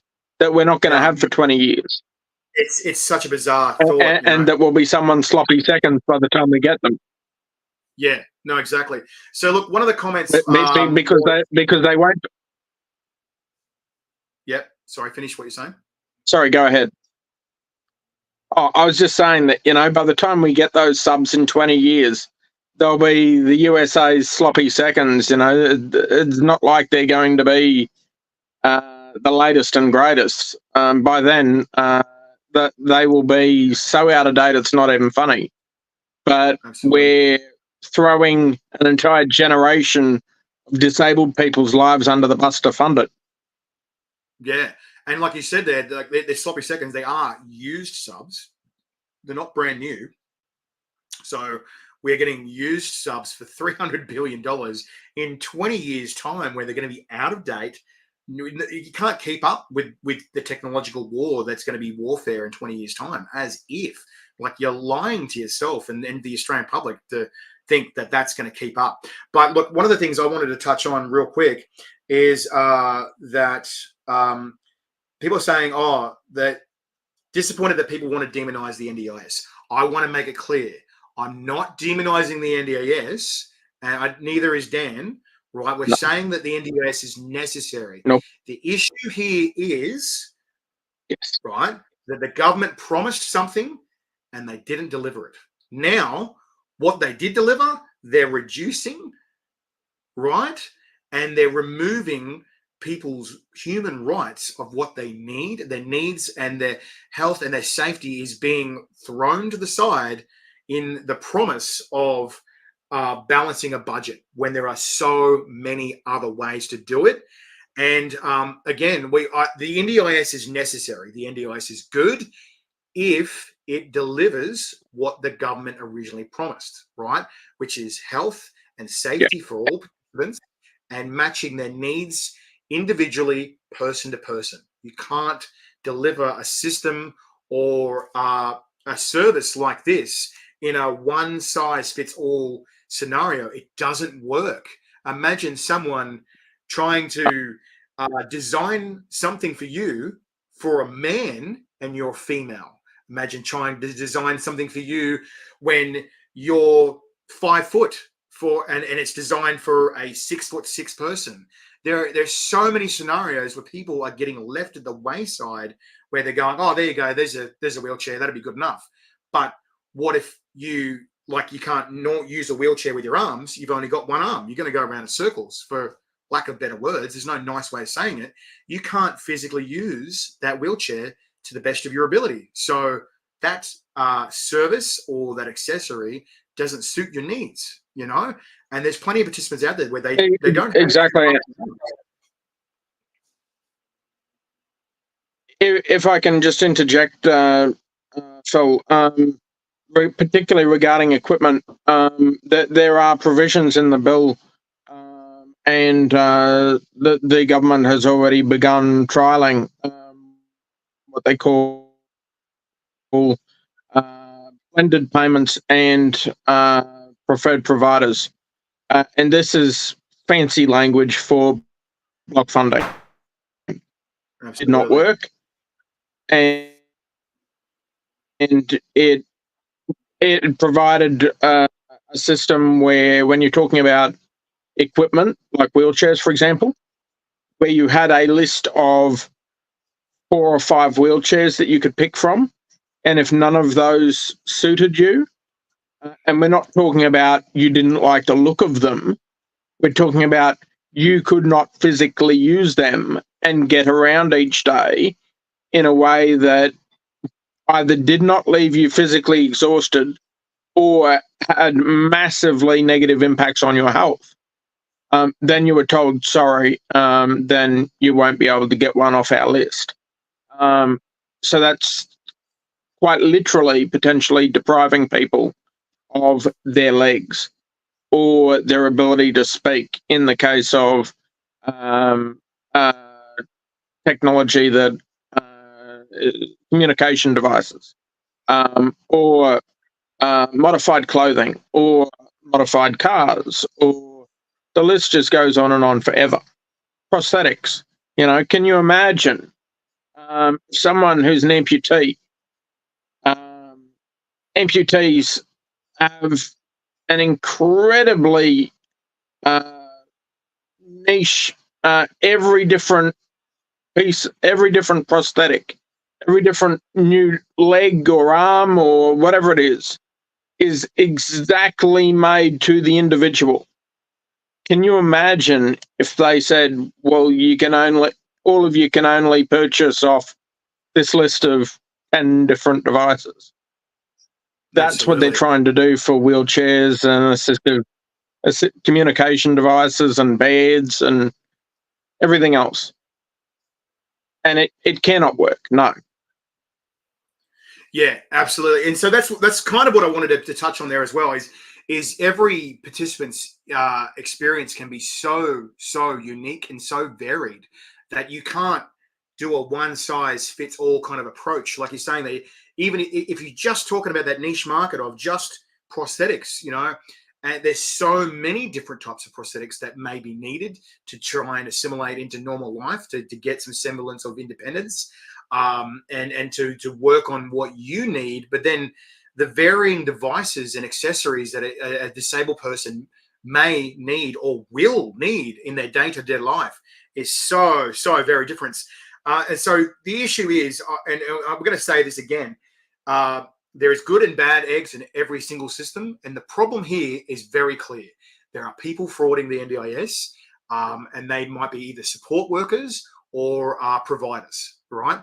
And it seems pretty clear that that's the major problem, that it's staff or providers that are not providing and doing what they said are doing and rorting the system, and that it needs to be a better system of investigation instead of just slashing a one size fits all kind of approach to all participants and screwing over so many participants in the eye or the sort of the theme of budget cuts, because every I don't know how many years that the government changes hands or we have a federal election, we change governments, and like there's always been a bloody what's it called, a quote that governments should be changed as often as diapers do because of the same reason, and we're clearly seeing that there's.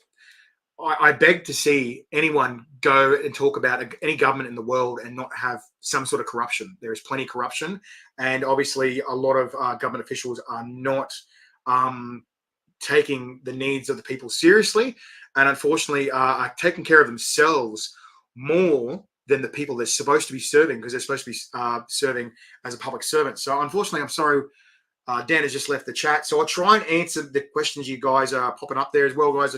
Wherever you're watching, comment below if you want us to try and handle any questions. But yeah, a lot of these people are vulnerable. There needs to be their needs need to be met and taken care of, so that they're taken care of, not just the needs of providers and stuff like that.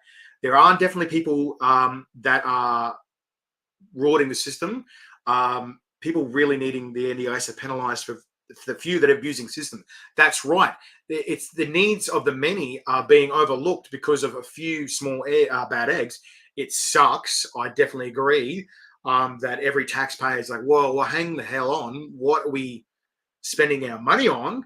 But then you got to realize that not every single participant is rorting the system. Not every support worker is rorting the system, and not every provider is rorting the system. There are a small percentage of people that are doing that, as well as ruining it for everyone else, unfortunately.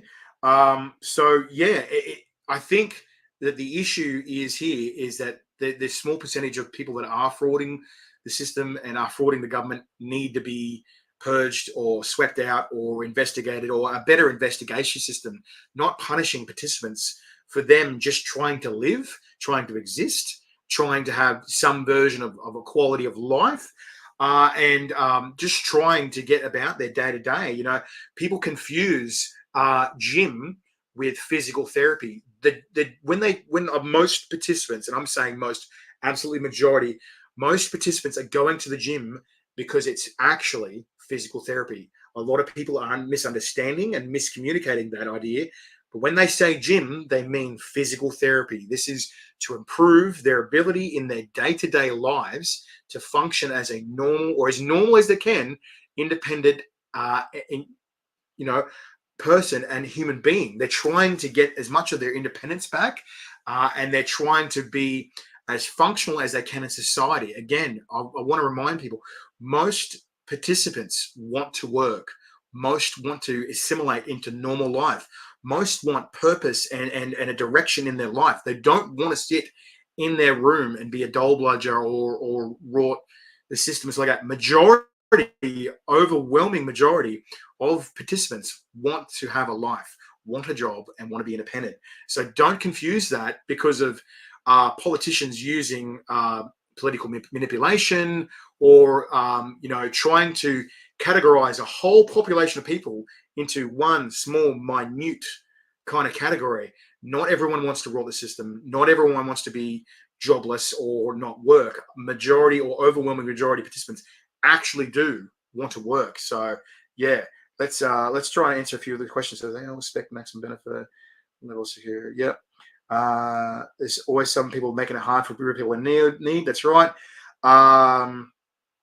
If it was 10 years of not one check. So they review every year, once a year, they're reviewing people's plans and their funding.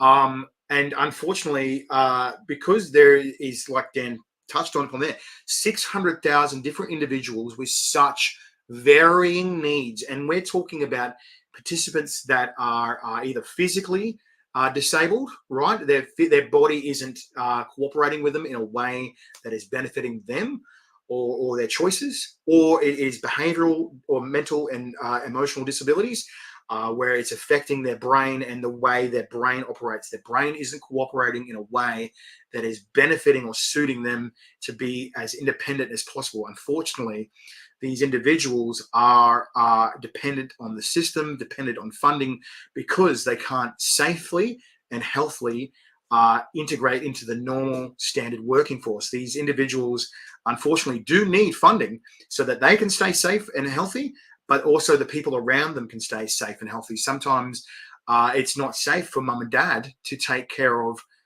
their needs. Unfortunately, all our parents will get older eventually, and majority of parents, their children will outlive them. And that goes doubly so for people of participants and disabled people. Majority of them will outlive their parents. So parents need to find support staff for them, or supports, to make that person independent of their parental living and guidance, and assist them to the best of their ability. But it must be incredibly hard to give off your offspring and give them to people who you don't actually really know, and try and assist them to have the best possible life that they possibly can, and then trust them as well. It's wild. So the new mob have come in and orders are running everywhere, apparently. Participants abuse system. No, look, again, it's a very small, minute people. They're saying about 8%. 8%. There are bad eggs, but it's not everyone. Unfortunately, yeah, there are some people that are rewarding for systems. Some providers are abusing it. Yeah, and there needs to be more investigations into it. Unfortunately, it's a requirement. Government systems have failed for many years, so it's nothing new. That's correct. You had a cleaner do half an hour and charge an hour and a half. There you go. So that's an issue there. It's people, mainly providers, and some a small minority of support staff that are unfortunately taking advantage of participants, which is why they need such strict criteria, which is unfortunate but necessary. That's correct. So all support staff, to answer you guys' question, require a first aid certificate. They also require a working with kids check and a police check.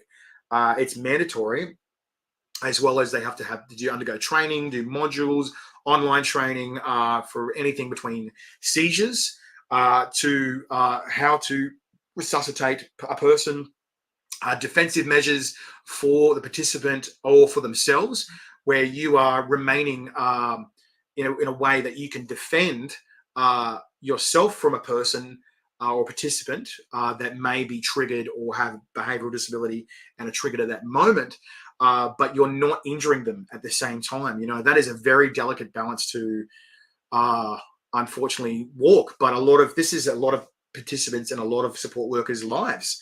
And that's their day-to-day life. All the kids in my class reckon they're going to make, yeah, righto. So that's the problem. Yeah. So there are a lot of people trying to rort the system, but there is an overwhelming majority of people that aren't rorting the system. And unfortunately, because of the few bad eggs, or the small percent, I think they said it was it between 4 to 8% that are rorting the system. The 8% of these people are ruining it for the rest of the 100%, the rest of the 92%. So you're saying that 8% of people's decisions should affect 92% of the overwhelming majority of participants? That is frightening. That these small, minute minority of people are rorting the system have now affected people's independence, freedom, human rights. It's frightening. Okay, I think we've got Dan back there as well. Hey, Dan, how you doing? Oh, Dan's going to let Dan load. That's all right. Oh, there you go, Dan, you're back. Sorry, mate. My internet decided to do the inevitable and kick me out. Yeah. So here's another question. One of the people said, I work with participants in the gym. The gym membership is covered by participants, right? Is that going to be from now on the norm, where participants will have to pay for their own gym membership no matter what, despite their circumstances?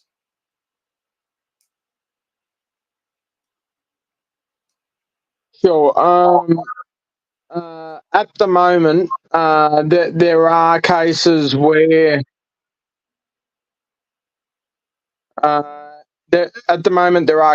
where individuals do have gym membership covered. But yes, there are also cases where people do not have a gym membership covered. They phys or a physio or a personal trainer assist them to do targeted exercises to achieve whatever goals it is that they may have, whether that is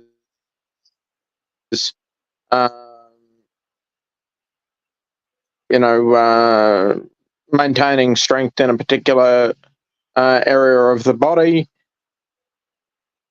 or, as I said, things like helping to maintain blood pressure, helping to being able to continue to stand up, or things that will massively change the amount of support you need if you suddenly lose that ability. Will those change?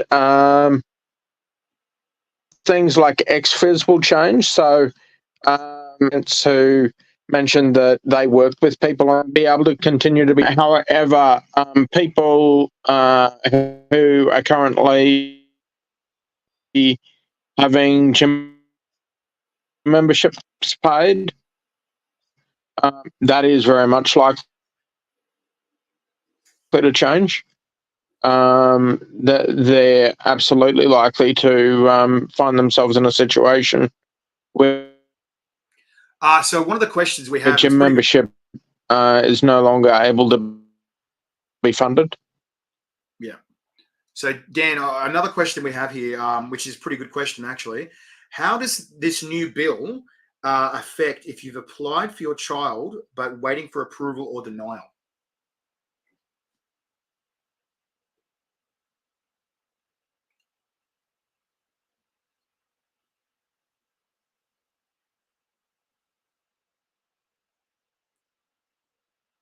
Oh, we've lost your audio, mate. Hang on, we lost your audio. Oh, there we go. I can hear now. That's difficult. What we do know is that if this change goes through, and let's be clear on the timeline. I've lost your audio again, mate. Can you just start again? Because I can't actually hear You're there. Yep, I can hear you now, mate. Hello? Sorry. Please start again. I'm sorry about that. Sorry, I'm not sure what caused that, but yeah, let's be clear on the timeline here. We have hearings tomorrow and Thursday. The report from the community. Just that's okay. Look, these things happen. Very briefly, the timeline looks like this. We have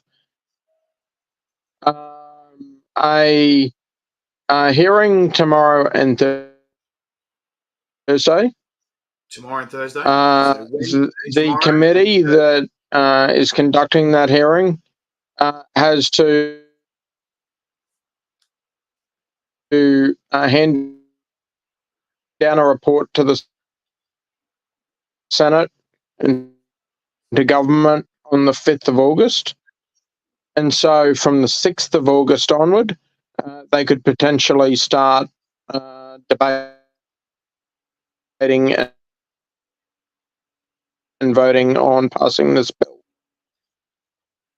As soon as this bill passes, 28 days later, it becomes law and they can start actually acting on it. So if your application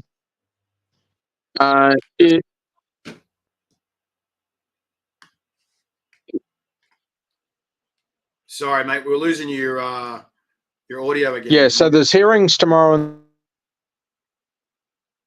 and Thursday. The report from that is then due on the 5th of August. And then they can start potentially debating and voting on the bill the very next day after that, so the 6th of August. Jeez. Okay. If the bill passes, it would become law 28 days later. Jesus. And they would immediately be able to start acting on it. So if you have an application at that point in time, then you would now find yourself subject to the new laws, which would substantially change how one would access the scheme. Or indeed, if someone was even eligible for accessing the scheme. Yeah. So I'll just summarize what you just said there. So let's review what you just said there real quickly. So NDIS bill, reviewing it tomorrow, 9 a.m. to 5 p.m. Go to YouTube and type in Parliament House. The other network, mate. Won't be 1 second. Yeah, that's fine. I'll just summarize this real quickly. Hopefully this makes it better for you. Yep. So guys, go to the YouTube channel, Australian Parliament House streaming portal, from 9 a.m. to 5 p.m. tomorrow. They're going to live stream the hearing of the new NDIS Back on Track bill, hash 1, right, for 2024.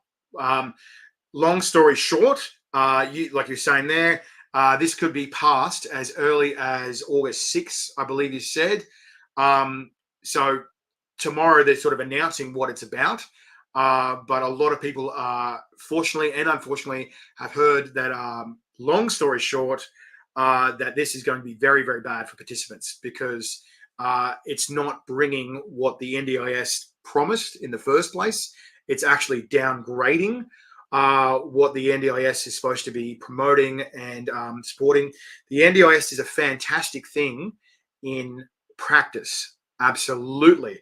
The NDIS is definitely helpful for participants, but Bill Shorten is bringing in this new bill, ironically, Bill Shorten, where he is trying to bring in sweeping changes in the name of budget cuts and trying to soothe the public, saying that they're going to be making or spending less money. But the reality is they're cutting a lot of funding for participants that need it, that need this money, that need the funding, that have serious needs, have serious medications that are required, that have physical and mental and behavioral needs that won't be met because of these kinds of things. Unfortunately, a lot of people are going to be forced into shared homes of 3 or more people. A lot of the NDIS is not, unfortunately, being clear or showing serious transparency with this kind of stuff. Unfortunately, they're not explaining that a lot of these people, some of these people who have serious triggers, can become violent, can unfortunately be a threat to their own health and safety, and others do require that they live on their own for their own health and safety and for the others around them. It also means that a lot of participants' needs won't be met, where similar to Centrelink, they're going to restructure the NDIS, so it's going to be a one-size-fits-all kind of box. But so many participants have such varying needs, where one participant might need more funding and another participant might need less, right? There needs to be balance in this bill and in the NDIS.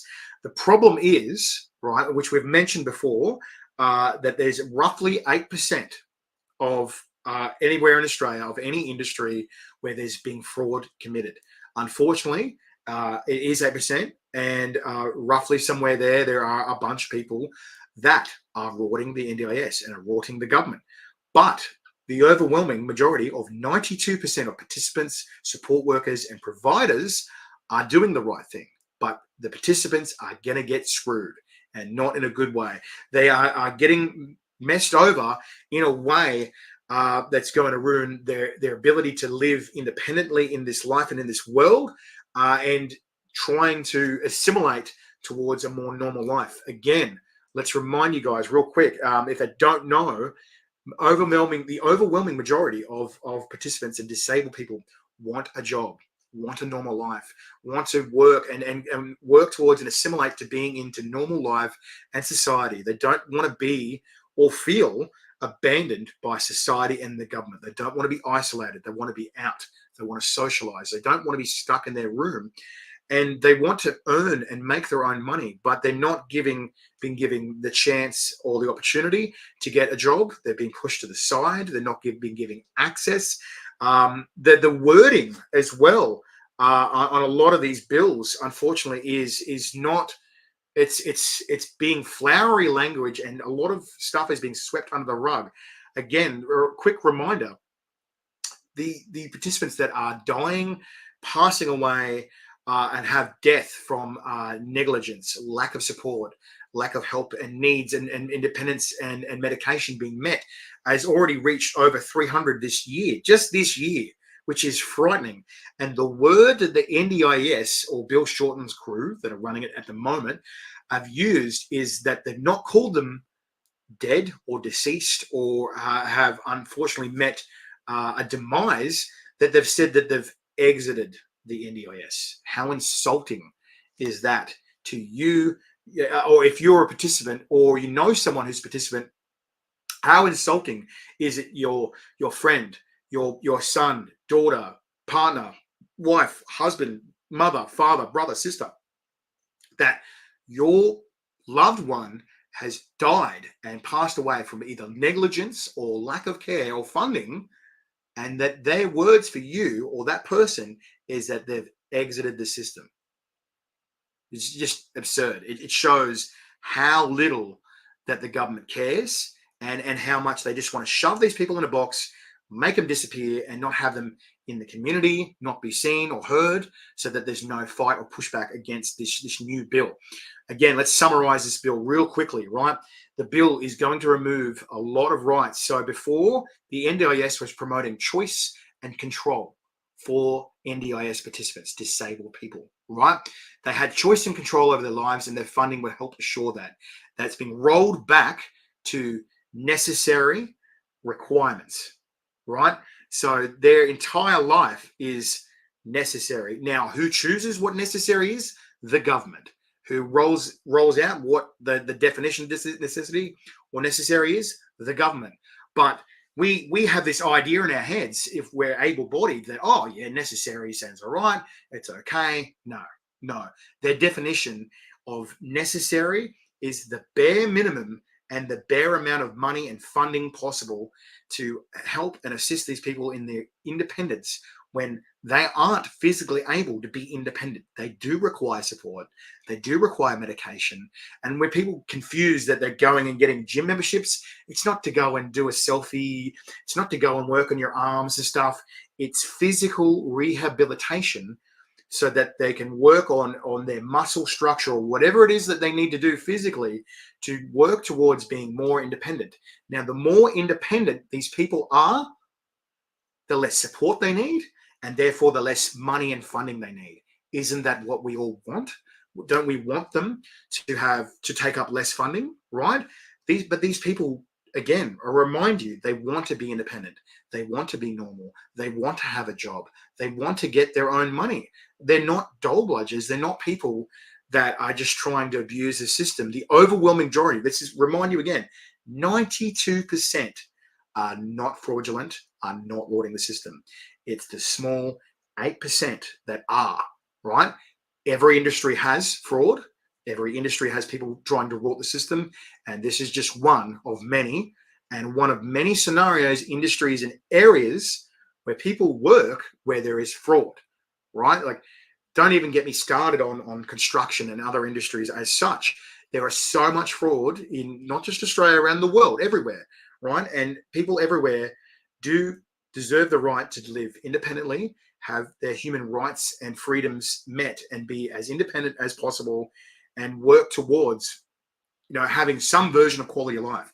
This new bill is going to remove their quality of life and give them the basic, bare essentials. But when we say basic, bare essentials, we're talking about what the government deems what's basic and bare. Do you, in your mind, in your heart of hearts, really trust the government to make decisions for you, to choose what your safety and rights are, what your health and well-being should be, and where it fits? If you've ever been on Centrelink, and I have been on Centrelink, and remember trying to survive on $40 from the remaining payments that I got for 2 weeks, having $40 for 2 weeks after I paid my rent and bills, it's horrible. It's horrific. You're not really living, you're existing, right?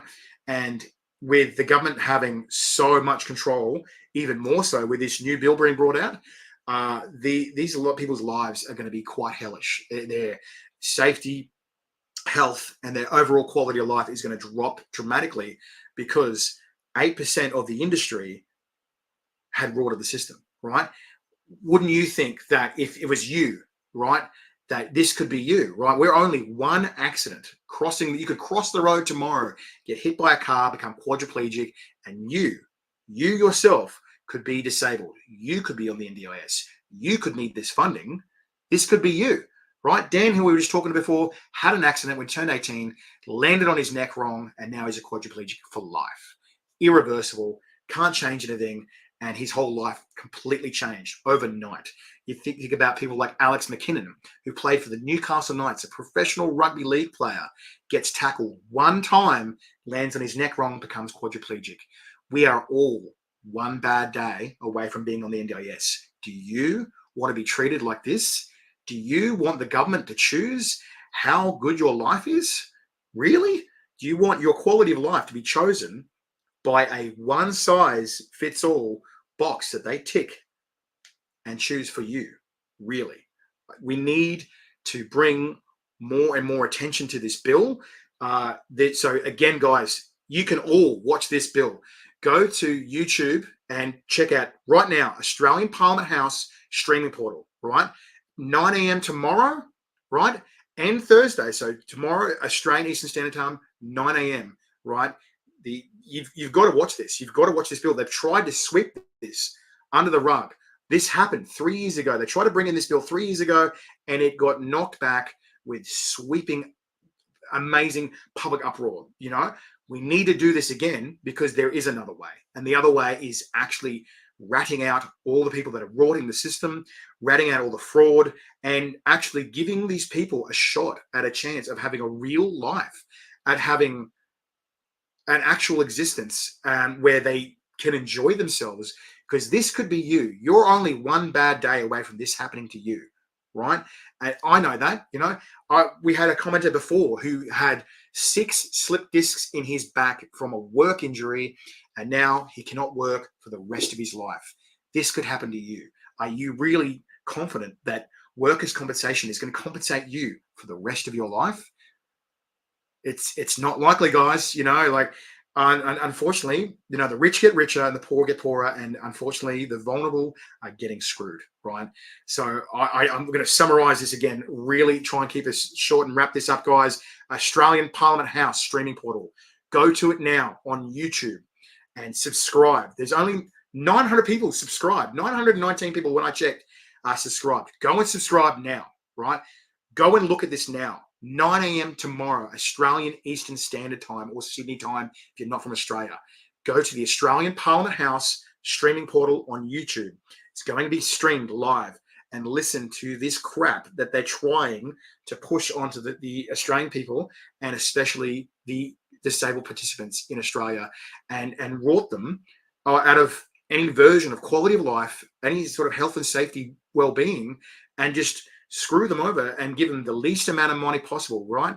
I'm saying that the NDIS is necessary, but we were told that we were going to be given something, we were promised something and delivered something else. The government is making what was delivered, the small thing that was delivered, right, that isn't even up to scratch, they're going to now shrink it even more for the sake of budget cuts, right?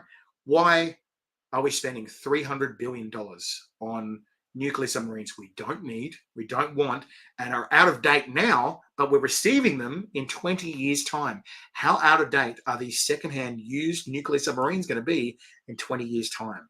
Do we really need them? Not really. Come on, guys. If we're a bit bloody honest, it's ridiculous. It's absurd that we are choosing warfare machines that are out of date that we will receive in 20 years for people's well-being, and reducing their quality of life and their existence, and making it more and more and more horrible, and calling them fraudsters and rorts, and they're just flat out lying about the overwhelming majority of participants, right? Yes, there are people that are frauding the NDIS. Yes, there are providers that are doing it. But again, reminder, 8% out of, so 92% are not. Yes, we definitely need to investigate it more. Yes, we definitely need to rat out the fraudsters and the rorts and the people taking advantage. Absolutely. That's where the money needs to be spent. It needs to be spent on investigating and making sure that these people aren't getting away with this kind of stuff, and taking care of the people that do need this, right? No two humans, if you know, no two humans are the same, right? Same with physical needs, same with emotional and psychological needs, behavioral disabilities.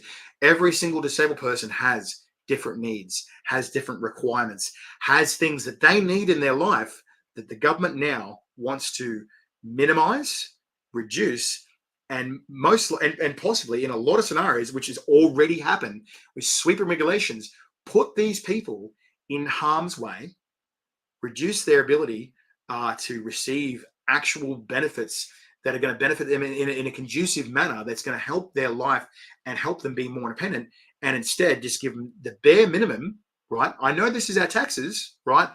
But just to exist. What kind of life is that? Imagine just existing, right? Because you are disabled, and because politicians either lied or used propaganda to make you look bad. Reminder, you're one accident, trip, or fall away from this being you. So don't let these guys get away with it. Don't vote for anyone to do with Bill Shorten. Don't vote for Albo if they're going to allow this to happen, right? Choose either the independents or the Greens. It doesn't matter. The point is, you don't vote for the Liberals, or don't vote for Albo, whoever is going to support this bill being brought in. Don't support this bill. Go and tell as many people as possible. People are being mistreated. People are being misused. There is negligence, and it's only going to get worse. The quality of life of participants, disabled people, is going to reduce, and there's going to be so much pain and suffering brought to these people that is unnecessary. All for what? A budget and some military submarines. Come on, Australia. We need to wake up, and we need to make sure that our fellow Australians are being treated as humans. Be decent. Go and subscribe right now to Australian Parliament House streaming portal. Right? There's only 919 people that were subscribed when I started this video. That's not enough to overturn this and stop this bill. Tell as many people as you can. People are being taken advantage of. People's quality of life is going to suffer. People are going to suffer. And this bill could be brought in as early as August 6th, enacted. What day is it today? It is the 23rd. So 7 days till next month, 2 weeks from today. This bill can be enacted. Stop it. Stop politicians who are corrupt taking advantage of the many, right? Stop politicians taking advantage of vulnerable people. And I'm just going to remind everyone, right? Here is the kicker, right? Bill Shorten knows this is bad. Bill Shorten knows this is so bad, he's already guaranteed his job. At some point next year, he's becoming the ambassador of Australia in France. He's moving to France to avoid public backlash. He knows this bill is bad. He knows this is going to affect people's quality of life, especially disabled participants. So much so that he's fleeing to another country. Are you serious? That's not the actions of a man that believes that this bill is going to do good things, that this is going to help people. That is the action of a coward who's running away from a dumpster fire that he's created, lit, and laughed at and run away from. We can't let this happen, guys. So again, go to YouTube right now and subscribe to Australian Parliament House streaming portal, right? Tell as many friends as you can. Share this video or just tell them. Watch it from tomorrow, 9 a.m. Australian Eastern Standard Time, or if you're overseas, 9 a.m. Sydney time, right? The hearing is tomorrow and on Thursday. So 9 a.m. to 5 p.m. both times. And this bill is being, if it's brought in and agreed upon, we don't stop it, they're going to enact these changes as early as August 6th, 2 weeks from today. 2 weeks. Imagine your life changing forever in 14 days against your will, without your choice, without your vote, and invading and destroying your quality of life, your health, and your safety. I'm really sorry, guys. I know I'm not normally a serious guy.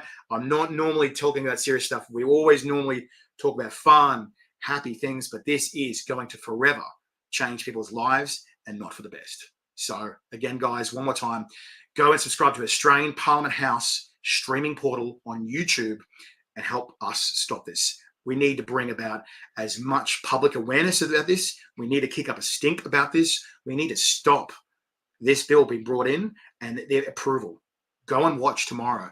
Hear these people try and use flowery, pretty words and sweep this stuff under the rug and not treat these people with dignity and respect. They are human beings who deserve dignity, respect, and the basic needs of health and safety. And instead of being disregarded and treated like a number or a box to tick, it's horrific. So again, guys, one last time, I'm not going to say it anymore after this. Make sure you go and subscribe now on YouTube, Australian Parliament House streaming portal, and make sure you're there. I'll be watching it. I'll try and share it to everyone wherever I can, as many platforms as we can. Guys, we need to stop this. This is horrific. We need to take care of our vulnerable and give them dignity and respect, because this is ridiculous. This could be you. Okay? That's it, guys. I'm so sorry for going on and on and on, but we need these people to have human rights, because this could be you. This could be you. Last time, you're only one bad day, one trip or fall, or one accident like crossing the street from this being you. Don't let the government decide your fate or the people that you love's fate. make sure that people are treated with dignity and respect, because it's the right thing to do. That's it, legends. I'm going to get out of here. Have a great night. Go to Australian Parliament House streaming portal on YouTube. Subscribe now. Tell all your friends. Tell everyone. We need to bring as much attention to this as we can and stop the government making crappy choices for vulnerable people. All right. See you later, Spice Legends. Have a good one. Have a great night. Subscribe. Have a great night. See ya. Bye.